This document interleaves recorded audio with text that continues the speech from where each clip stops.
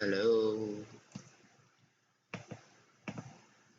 Oops.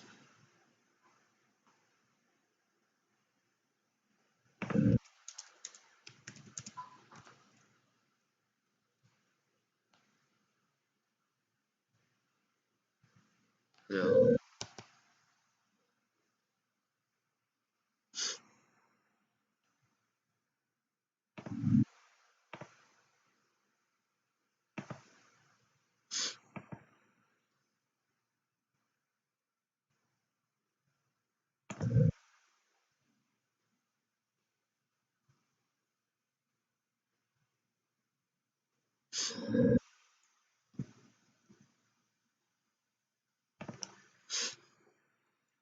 Huskies.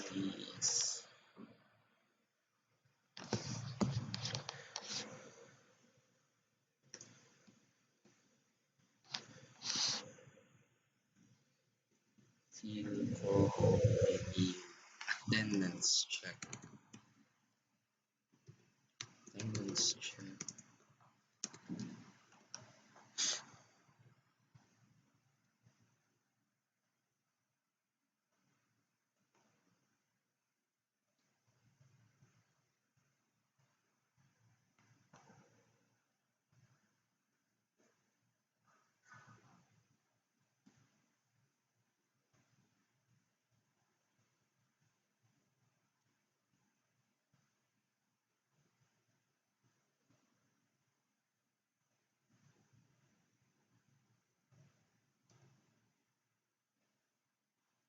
Not allowed, sir. Not allowed.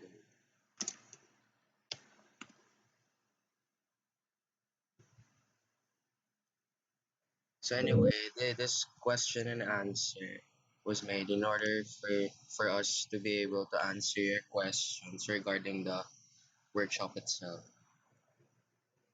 So hopefully you've already seen the link of the workshop.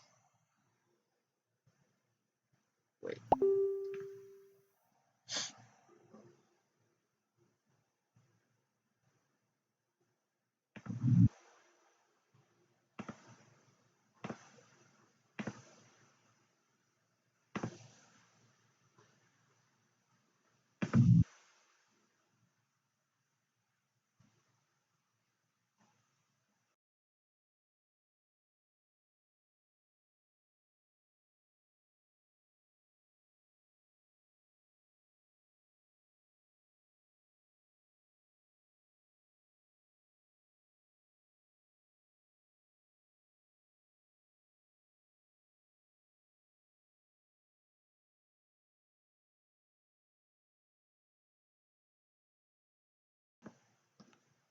So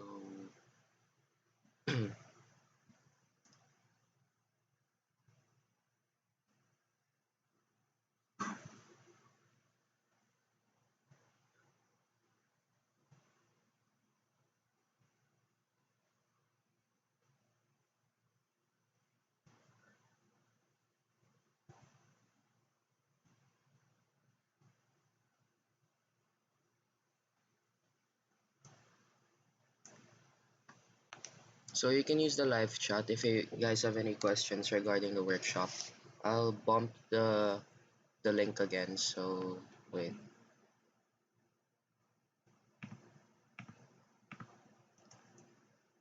Hmm.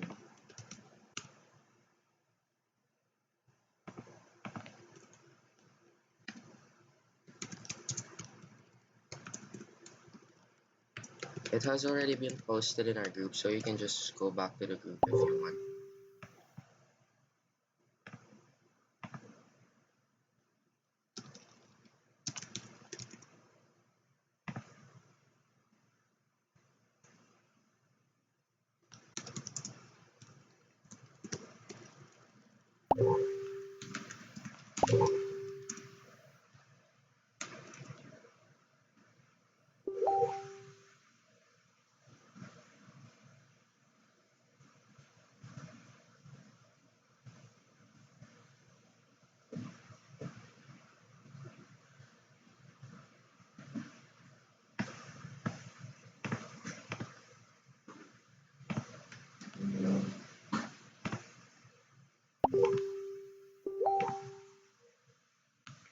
Also, so this is the link basically of the workshop. And I know some of you are expecting it to be the workshop to be live, but we gave it some thought and we think it would be better if the workshop was pre-recorded so that you guys can go back to the workshop if you want to. And we decided to make the questions and the question and answer live so that while you guys are watching it, we'll be able to answer your questions as well. So hopefully this is a better setting also in regards to online workshops.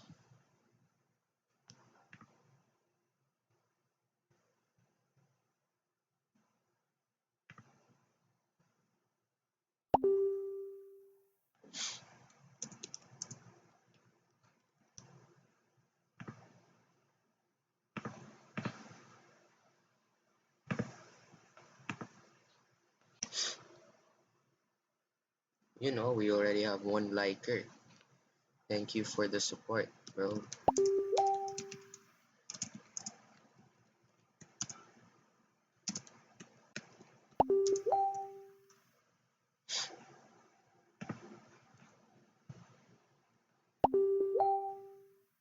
Alright.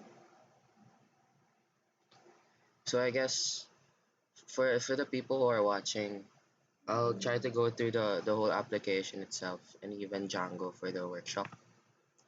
So initially, what this is the module I've created.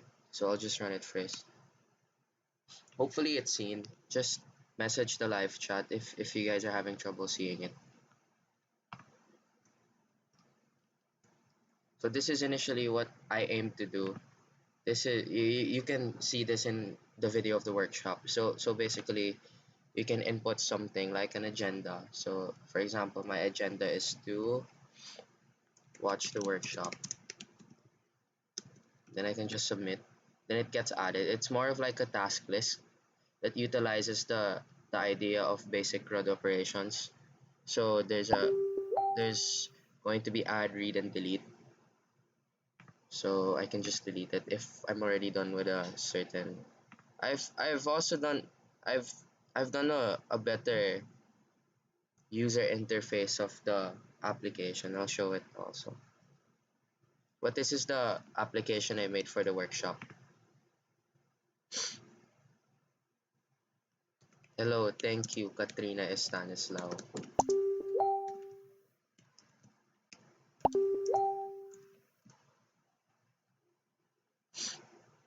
So I'll open it also. Then I'll try to explain the code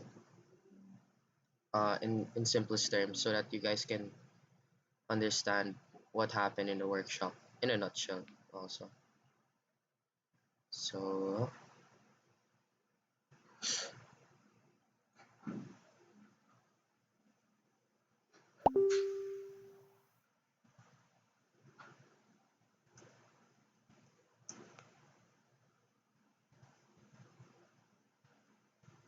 how to add styles to this project. Sige. I initially in the application that I'm going to make you guys see, I added Bootstrap and a few CSS codes so that it doesn't look plain, like the application doesn't look plain. Yes, sir. Carlo Ram Ferrer. Ano tanong mo, sir? So for this one, I'll run it also.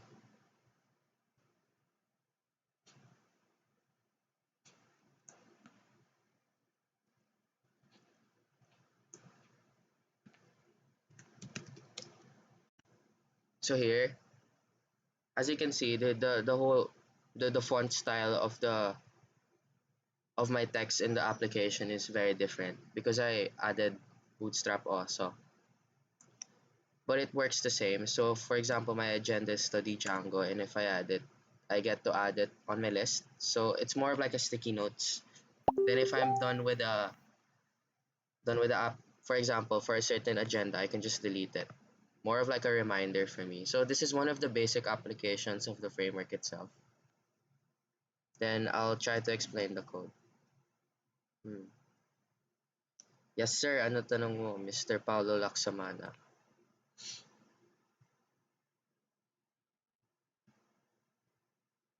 So, uh, I guess in going through the application, I have to explain first what the architecture is of the framework. So going back to my workshop, I explained it already. The architecture of the whole framework is MTV, so model templates views. So basically what happens is that a user basically has a request, for example, on the user side. So a user makes a request from what the user sees, and that request gets sent to the URLs, or this one basically there. Then whatever the action is, tigil mo yan bro, tigil mo yan. But going back to what I was saying, um, what happens basically is that a user makes a request and it gets processed by the URLs in the framework. So the URLs, the the concretization of URLs basically is the file urls.py. So what happens in urls.py is that the request gets sent to URLs and it checks if it actually has a path to go to. Now, what is the important of the path? The path is basically the one that dictates where a specific request is going, where a specific request is going to in terms of its views.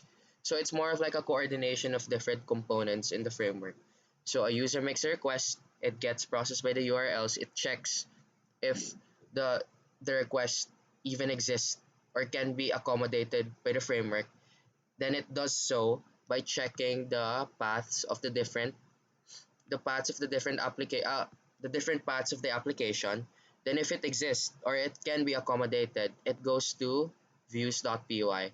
Now this one, it's highly related to the urls.py because whatever is actually thrown off here, you can see it here. It gets the functions from the views.py,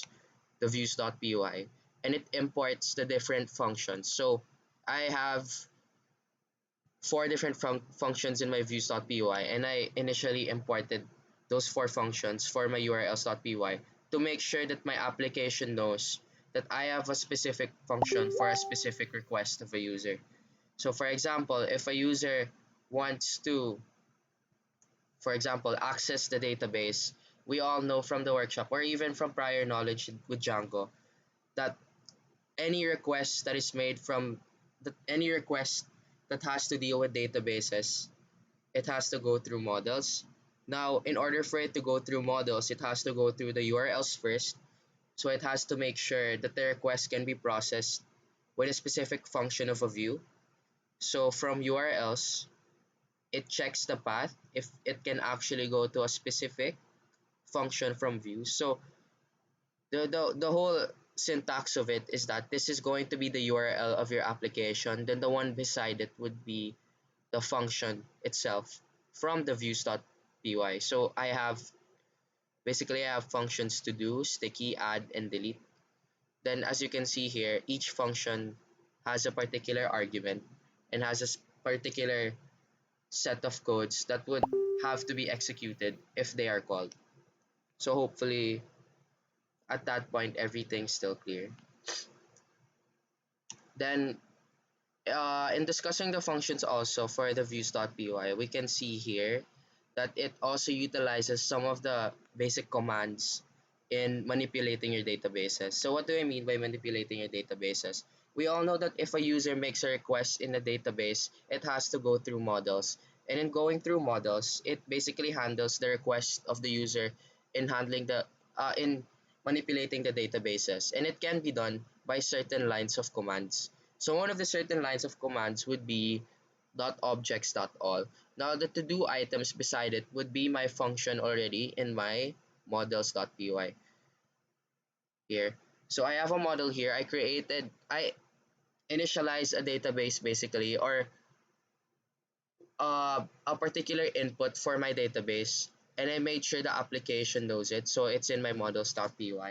Now the input of my database would be a text field, and it would be saved as a text field as well. So a text or a string basically. So for this one, I'll try to go through it as much as I can. But for this one, well, what this initially does is that it gets all the objects in my database. So the to-do items would be my class in my models.py, and it gets all the objects. What do you mean by objects? So those are the objects here are basically the items in your database, everything that's stored in your database, in your models basically. So we originally have an input of a text field, so it gets a string. So every time a user actually puts something in that database, it has to be a string.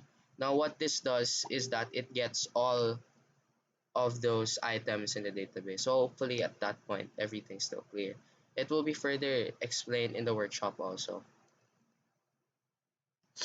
So that's basically how the interaction of URLs, views, and models is. Then the other key component in the MVT architecture would be the templates. So I'll just show it here. So one of the templates that I've made would be the to-do.html. And basically the templates in MVT architecture is the one that user sees. So it's the user interface of the whole framework. Whatever you see when you access the application, it is a direct effect of what's inside the templates also. So I made an HTML file to do.html, and it basically contains my HTML codes and what I want the user to see. So that's how the whole architecture is. Now, do you guys have any questions? How to add styles to this project? So, like I like what I mentioned a while ago also. So it utilizes a template as well. So here, you can just provide like an inline styling by using CSS and connecting it to the HTML codes. Since it basically works as an HTML, the template, you can just put any CSS to it. In my case, what I did is that I put Bootstrap so that it's responsive and it looks better than the plain one, the one that I showed a while ago. So I just got the documentations from Bootstrap, then I added it here. Then this is an example of an inline CSS. So I have an HTML code here. Then I just put style here. Then I made it display inline. So what this basically does is that it makes the components of the form side by side. Because if I don't do that, it's going to look like they're stacked together. So for example, if I comment this out, oh shoot, I'll delete that first.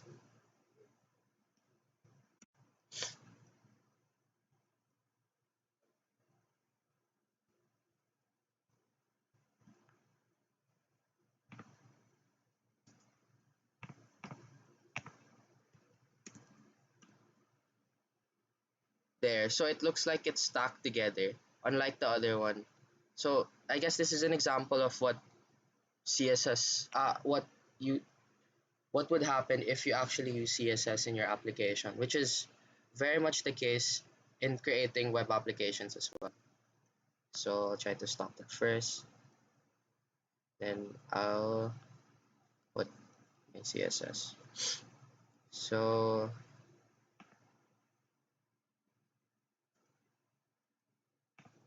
any more questions? Oh, here. What other model fields? Um,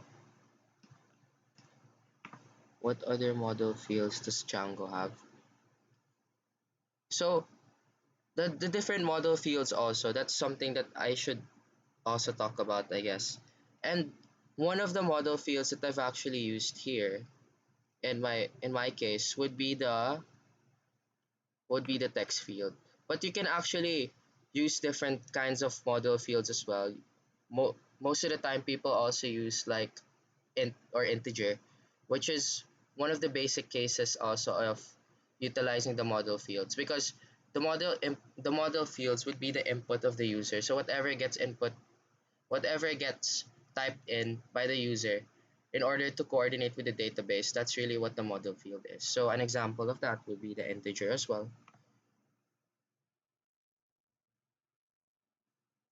And actually, you can actually write custom model fields. So it depends on you how you're going to use it. There are different types. There's also characters for model fields. So the difference of that with the string one is highly technical also, but it basically depends on the number of bytes of the input. And also there's going to be, like, for example, the integer I talked about a while ago. So that we also have varchar. So the different model fields that can be used in, oh, I think I turned off rip I turned off my screen. So the different model fields also that I mentioned a while ago, it's those model fields aren't necessarily new. Those are the model fields that you can also use in different programming languages, such as, for example, PHP, even in SQL, which is one of the programming languages that utilizes model fields as well, that has a user input and can be easily seen. If you're familiar with SQL as well, they're in utilizing the admin or the PHP my admin, you have to specify the type of variable it is first. Then, in a way, you can think of it as a model field as well in relation to the framework. So, do you guys have any questions? Any more questions? Perhaps, perhaps regarding the workshop.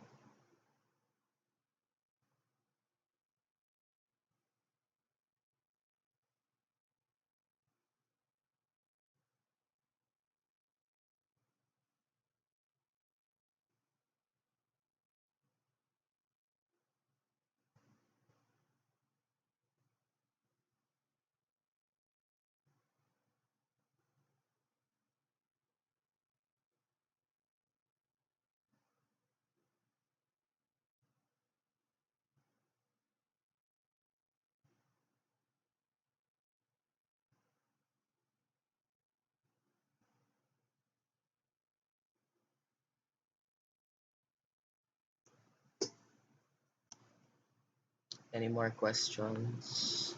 Clarifications, violent reactions, perhaps questions about the framework, the architecture. What's the difference between using render and HTTP response? So now that's usually one of the questions that I get whenever I'm trying to explain the framework to someone. So it's honestly a common mistake as well. So render and HTTP response. So I think I've already talked about this in my workshop, but to further explain it, HTTP response is just basically takes in a string, for example, or an integer, and it makes it appear in your application. Now, the main difference of that with render is that in render, it basically gets the HTML file that you made and renders it in your application. HTTP response creates its own page by basically utilizing the input fields, by basically utilizing the string or integer that you've provided in the parameter. So in this one, in this particular line of code, the parameter, the the string inside the parameter would be the one that would appear if you use HTTP response. So I guess to further explain it, I'll just launch the application. So my function to do, I assigned it a URL and my URL is empty. So if I run the application, it should appear add sticky to URL because I didn't really use any additional, whoops, sorry, additional, see here. So this basically shows the main difference between render and HTTP response. So if HTTP response, it generates its own page. So I didn't really create any page here inside my templates that contains add sticky to URL, or what you can see here. It's an immediate response to the function that I created that utilize HTTP response. On the other hand, for render, this one, for render, it accesses my HTML file inside my templates folder. And that's basically where you can see the sticky notes. So if I add sticky, there. So this is an HTML file that I created and is being shown when I type in this particular URL. Alright, so that's really the main difference of it. Basically, in render, you have to make your own web page, then it makes it appear. In HTTP response, whatever gets put here inside a parameter is the one that gets rendered by the application. You don't have to create anything, although it's really bounded by what you put here. That's really what the function is about. Alright, any more questions? Reactions, violent reactions. Oh, shout out pala kay, kay Miggy Pinarok. That's our VP, bro. VP for e-services, bro. Alpha Husky.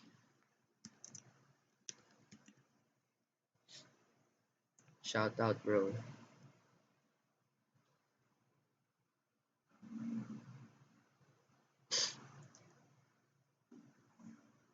So I guess I'll bump the,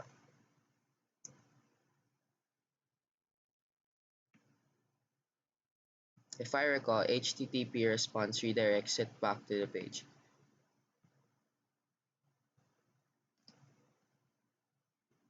Well, yeah, that's how it basically works. Really access any, it doesn't really access any, what? Kanino pa? Ay, sorry. It doesn't really access any templates that you've made. So it really bounces back to the page that you created, or basically that is initialized when you create your application. So HTTP response, whatever gets put here, it doesn't access any template or any HTML file. It renders a specific page on its own based from what is inside the parameter. So that's really the bounds of HTTP response as compared to the render one.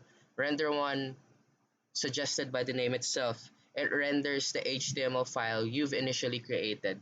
So it's a separate file that gets rendered in the application. But for HTTP response, it's bounded by the function that you create.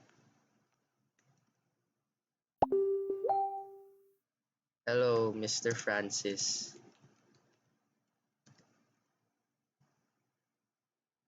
I love the support. I'm scared.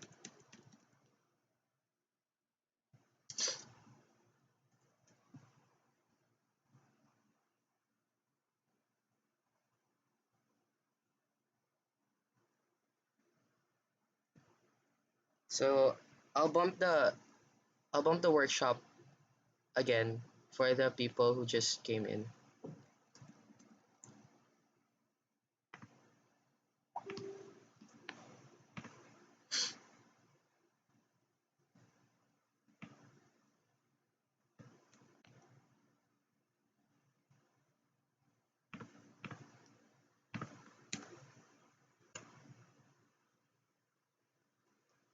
Uy, si Mr. John Abelia, my idol. So this is the link of the workshop I created. So it's pre-recorded already so that you guys can go through it.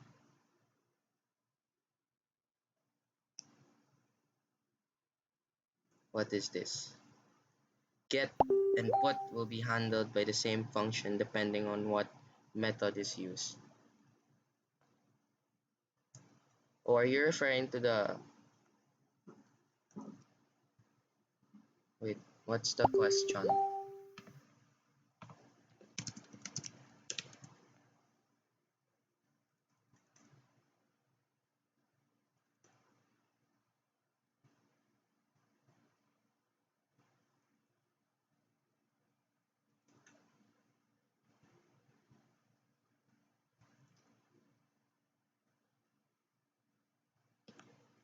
Oh, you want me to discuss the difference between, for example, get and put will be handled by the same function depending on what method is used. Is that possible ba? Oh.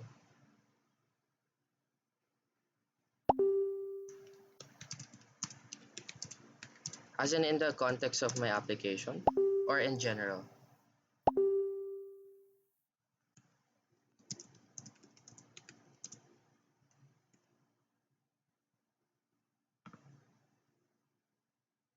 Is it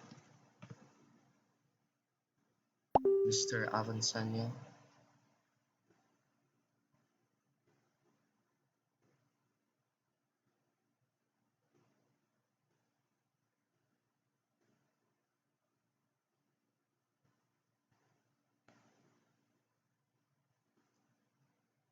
I guess, well, I don't really understand the whole context of it, but from what I understand, like in handling requests exactly at the same time, if that's what you meant, there's going to be conflict for sure because obviously the request itself it wants to do something. In that case, would be the get and to put, but at the same time, it has to also evaluate what is currently happening in the request itself. And for me, it like the whole idea itself, the system, it has a predefined order in a way. So it has prioritization. So it depends on the request that is being made by the user itself. So in relation to what you pointed out a while ago, the get and put, I guess it's important for me first to note what a get and what a put is. So there are different HTTP methods as well. So it depends on the URL request of the user. So the get method is used basically to request any data in a specific resource from the application itself. And it's really more of like understand you can understand it this way. It's more of like getting a specific resources, hence the name get. But for put, it's more or less to use like to send a particular information or even data to a particular server in your database to create and even what they call edit a particular resource. So those are basically the definitions of those two methods.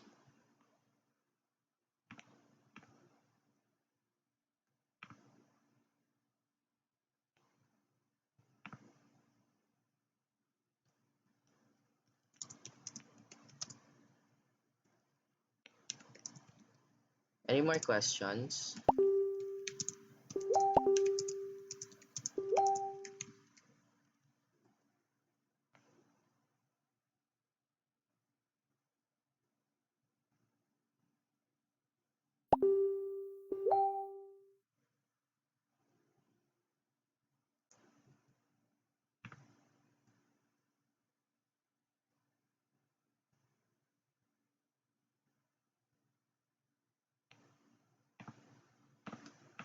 Oh, there's another question. Can I do a get and a put for the same endpoint? Well, I haven't really used put, but I've used get, so I'm not really sure if I can honestly do that. But hmm, unless some of my e-services peeps have already used it. Hello, at Meg or at Miggy. Have you guys used put and get at the same time? Because I haven't. I've used get and post,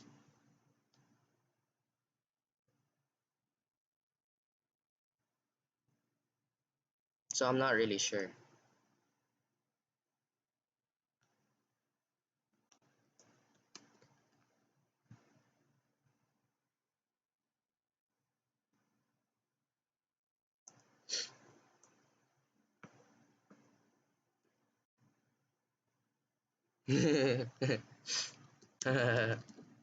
Patay.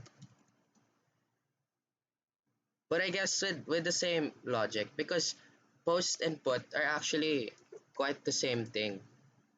Um, it just, I guess it differs in the whole execution itself. Oh, I turned off my screen again. So it depends on the whole execution itself. So I guess if we're going back to the definition of what a get and what a put is, so a put is basically the one that updates the server with all the requests, and the get is the one that basically gets like the request from a specific for a specific user request. So basically, I guess it is entirely possible to use it in a function. Although I haven't really used it in my experience, but I feel like in understanding the whole logic itself, I guess it's entirely possible to use get and put. May request method na param na binabato. Sino si Carl though? Ah, hello.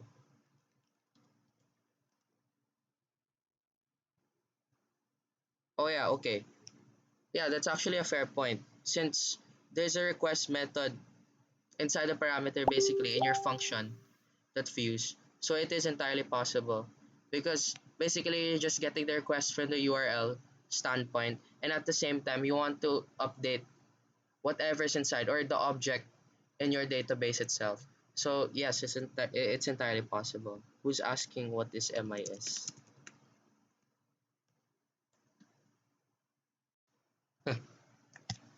Bro, mga MIS din kayo, bakit nyo tinatanong yan, hoy? Here, one of the officers of e-services provided a more clear answer. So yes, you can use more than one HTTP method in one view function as long as you define the appropriate functions to handle those requests in one page. So yes, I guess that's really a specific answer to that question. It really depends on how you lay out your functions, and it has to pointed out also a while ago. It has to make sure that you're bounded by your parameters. Because usually inside the parameters of your functions in views.py, it takes in more than one argument. So for example, in the workshop, I talked about delete and even adding. And one of the parameters inside my function would be the to-do ID. Now the to-do ID is basically, you can think of it this way. Inside a list, for example, our database is a list. Inside the list, you can try to access the different items in the list by using their index. For example, that one. So there are actually two ways in which you can get a particular item in a list. It's through the use of index, or at the same time through the use of ID as well. So it really depends on the parameters that you're giving. Oh, what's this?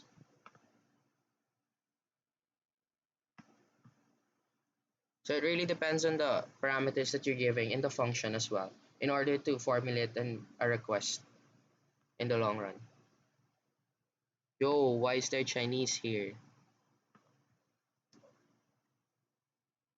Yeah, but may IDE. Let's try to search what it means.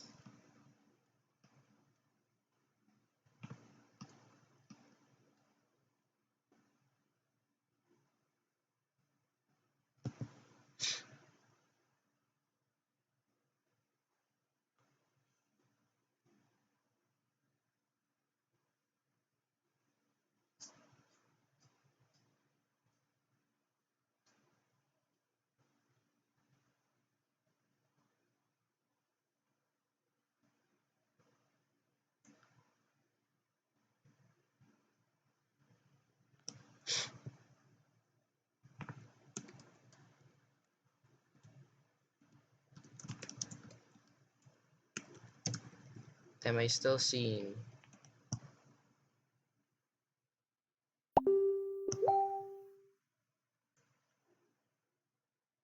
Ah, there, it's back. Oops, sorry. My internet is acting up.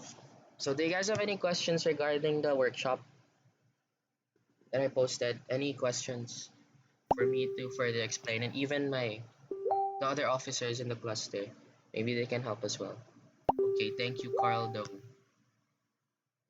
Highly appreciated.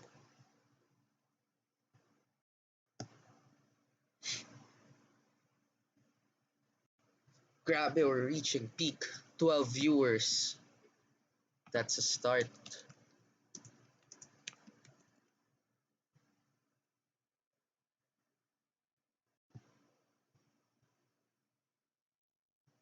We want to work in Fang, bro.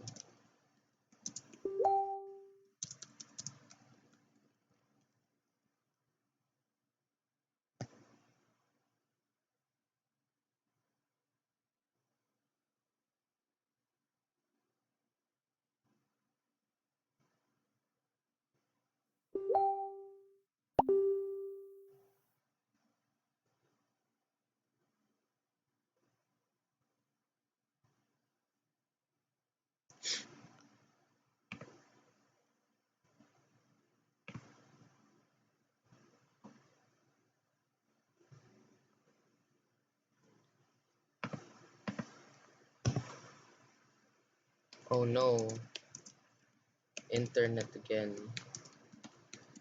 You're using render and you're actually using a and you're utilizing templates or the whole idea of templates. So you have to create a folder, right? Templates, and inside that would be the HTML inside the template. So what happens is that you're basically adding a feature in your application, and what has to be done first would be to go back to your settings.py, and you have to make sure that directories has this line of code, the OS path.join base directory and templates. So in a nutshell or in layman's terms, this particular line of code basically teaches your application in a way or makes your application know that you've actually added a directory in your application. So in my case, the directory would be templates, and inside my templates, I have to-do.html. Now in rendering, so inside my to-do.html, I have HTML, CSS codes, and even Python codes as well. I can actually put in some functionalities to that page by going back to my views. So in rendering, for example, like this, the way that it's more of like understanding the nature of the views, the models, and even the templates in trying to answer that question. So the whole architecture itself, you get a URL request from a user, the URL goes to urls.py, then after urls.py, it analyzes the path. Then once it actually has that kind of capacity to be able to handle that kind of request, it goes through views.py. Now, views.py is basically your middleman. It coordinates the templates and at the same time your models. Your templates is your user interface, and your models is the one that basically handles the request in your database. So, for example, a request is being made. A user wants to add a particular string to its database. So in my case, the sticky notes, I want to add an agenda. So that request is passed through urls.py. Then once it analyzes that it can actually accommodate that request, it goes through views. Then it checks function, what kind of function could actually handle that kind of request. Then in doing so, for example, like this one, the to do items dot objects dot all. This basically renders everything in my database or even the items that I've initially put. So what I did here was that I assigned the variable and I equated it to this line of code in manipulating your database. Then what I did was that I rendered the request first and foremost, which comes from the user itself, then the HTML. Then what I did here was that I basically made a dictionary. So my dictionary, I assigned to do, which is a string, as a key, and its value would be the all items. So now what is the importance of this? I want to pass around this variable in order for it to go through my template. So like what I said a while ago, the views is actually, you can think of it like this: the views is the middleman. It handles the request that is being made for both models and at the same time templates. Now, my way of actually making sure that I can access this in my templates is by creating a dictionary that can be used for my template. So for example, this one, the to do, would be the key, which is a string, then the value would be all items. Then if I go back to my templates, my to-do.html, I can actually perform this line of code. So for to do, which is a particular variable that denotes to every item in the database or even the objects in your database, which is to do. And this to do actually came from my views. So this one. So it's more of like an interaction between the views, the models, and the templates. May nagpapapromote pala. Oh, yan, bro. Pogi. For e-services daw.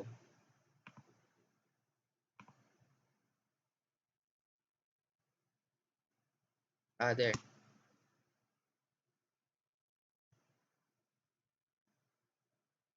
Okay, thank you, Miggy. I think Miggy already explained the question.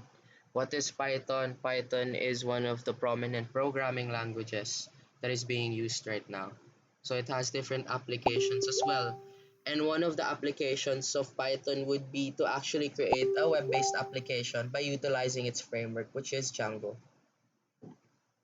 What are the other things that you can do with Python? You can perform data science or even analytics using Python, which is highly used right now.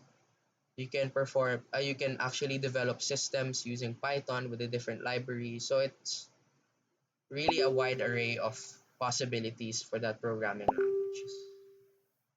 Right? Any more questions?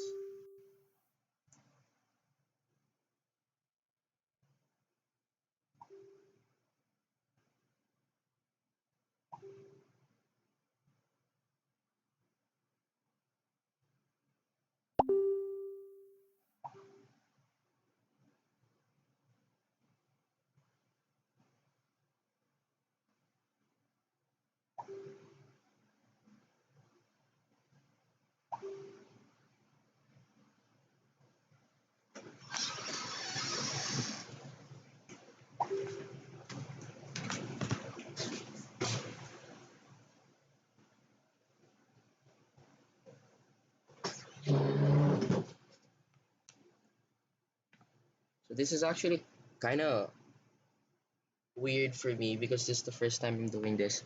But hopefully you guys are still getting the things that I'm saying or even in trying to explain what the whole framework is about and what you can do with the framework.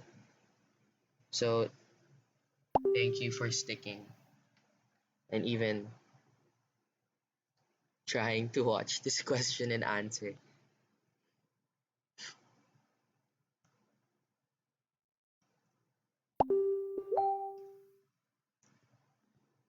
Monster.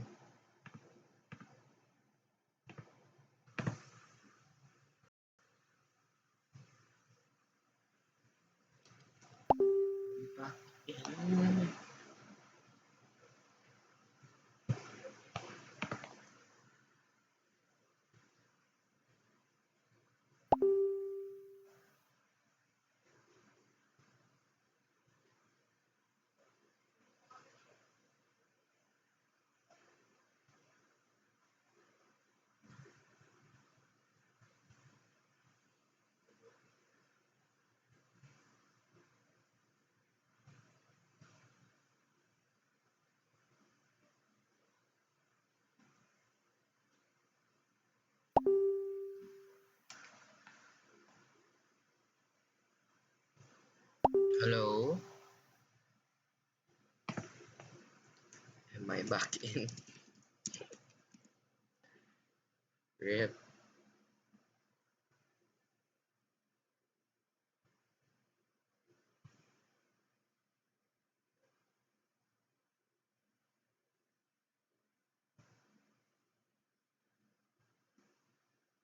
Alright. Alright, so I'm back in. Now, do you guys have any other questions before we stop the streaming? Do you guys have any other questions? Oh, questions. Sorry, at Meg, can you post the forms? Post.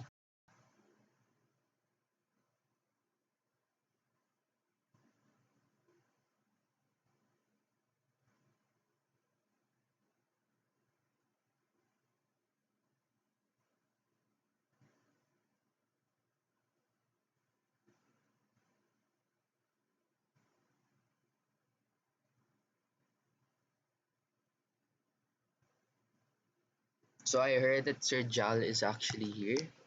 Shout out to Sir Jal. Sir Jal, we love you.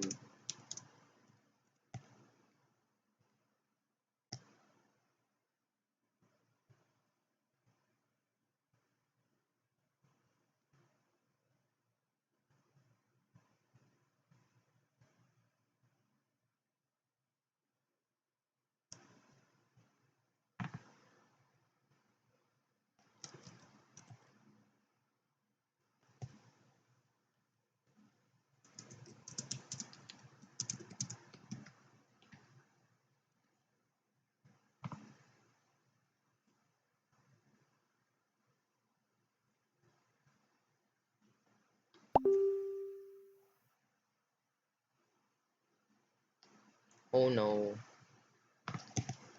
sorry, I keep getting disconnected.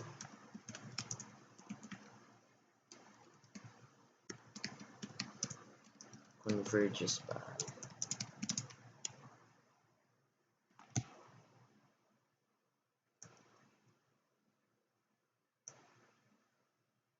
Oh wow.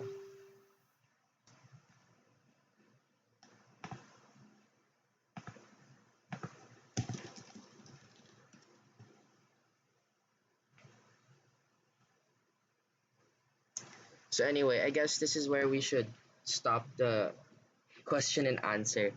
As my frame rate keeps on dropping, I think the bit rate is too high.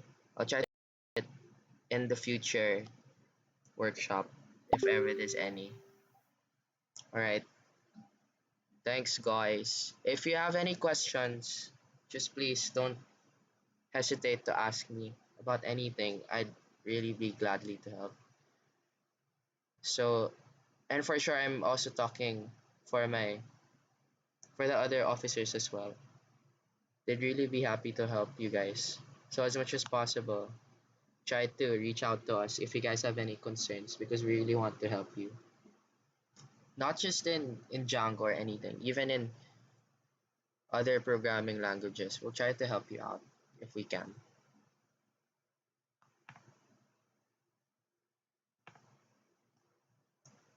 So yeah, if you guys don't have any other questions, I guess we are done. Damn. Oops.